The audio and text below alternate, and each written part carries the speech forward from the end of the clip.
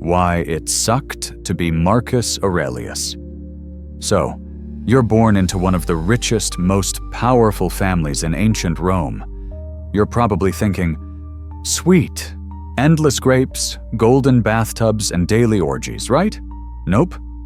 You're Marcus Aurelius, Rome's philosopher king, and life is about to drop-kick you straight in the toga. Philosophy, baby. While most Roman kids are out hurling rocks and bullying slaves, you're stuck indoors learning logic, ethics, and how to suppress emotions like a good little Stoic. Your tutors? Some of the smartest men in the empire. Your childhood? Gone. Evaporated like spilled wine on marble. You're not allowed to cry, not allowed to complain. Stub your toe? It's the universe testing your soul. Dog dies. That's impermanence, kid. Suck it up and write a haiku about mortality.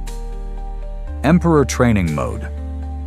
Fast forward, you're adopted by Emperor Antoninus Pius because Roman succession makes 0 sense. Now you've officially entered the Emperor Boot Camp program. Your job? Learn how to run a continent-sized empire, stay humble, never show emotion, and try not to get stabbed. You're trained to be the perfect ruler, calm, composed, and boring enough to not get assassinated. Meanwhile, your adopted brother Lucius is just vibing, drinking, gambling, probably inventing frat culture 1,800 years early. Congrats, you rule a nightmare boom. You're emperor now. Congratulations, you've officially inherited a crumbling empire. First day on the job? Surprise, there's a massive war with the Parthians. Also, the Germanic tribes up north are literally foaming at the mouth to invade. Oh, and there's a brand new plague sweeping the empire. It's like the Black Death and COVID had a baby. The Antonine Plague wiped out nearly 10% of the population. That's like the Roman version of losing half your Instagram followers overnight. Except instead of unfollowing, they're dead.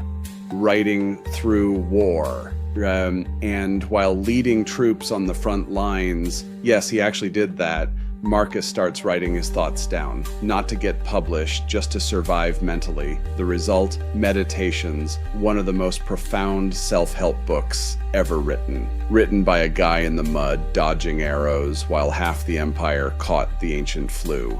He writes things like, you could leave life right now.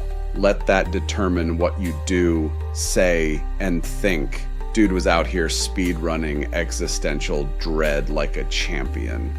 Family from hell. Let's talk family. Your wife Faustina, rumors say she was out there sampling the Roman military buffet, if you know what I mean. But you, too stoic to care. You have 13 kids, lucky number, right? Nope, most die.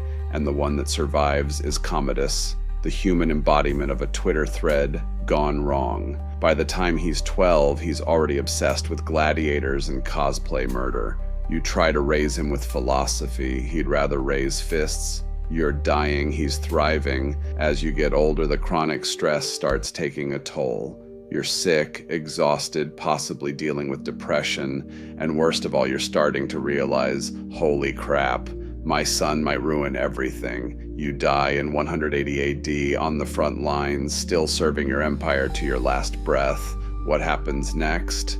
Commodus becomes emperor. Rome officially enters its villain era. Legacy versus reality. Your legacy? Sure, people say you were one of the 5 good emperors, but your death kicks off Rome's long, slow fall into chaos. Civil war, assassinations, and literal horse consuls. People still read Meditations today. Meanwhile, no one reads Commodus's book because it was probably just a drawing of him shirtless holding a sword. Final thoughts. So yeah, Marcus Aurelius, warrior, philosopher, emperor, did everything right and still ended up dying, stressed, sick, and disappointed in his own kid. He saved Rome, and Rome gave him trauma, back pain, and Commodus. But at least he taught us one thing. If life's gonna suck anyway, you might as well write it down and call it philosophy. Well, anyway, subscribe for more tragic lives, or don't. Marcus wouldn't care.